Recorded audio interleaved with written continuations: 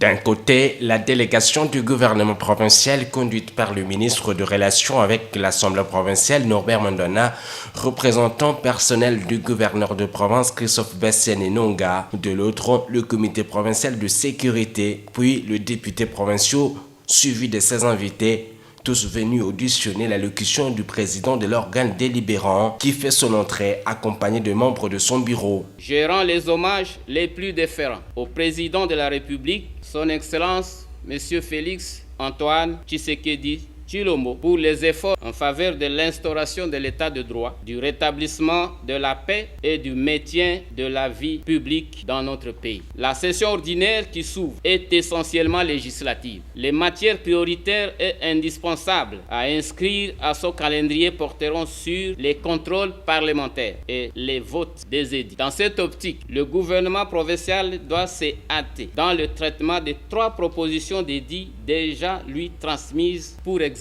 Je mets mes vœux les plus ardents de voir tous les députés provinciaux œuvrer davantage au cours de la présente session par l'usage des moyens leur reconnus pour mieux exercer leurs fonctions tout en jetant un regard sur la marche de notre province. J'invite le gouvernement provincial à travailler avec diligence afin de finaliser et déposer le projet de loi portant reddition des comptes. Agissant de l'exécution du programme d'action quinquennal que la ville d'Issiro, le territoire de Wamba, de Nyangara, Rungu et Wacha ont bénéficié des actions gouvernementales, j'entends voir au cours de cette année la visibilité des actions de votre gouvernement dans le territoire de Dungu et de Faraj. Après son adresse, Afaounda Fongé Sumbo lève cette séance qui donne le go des activités au sein de son institution.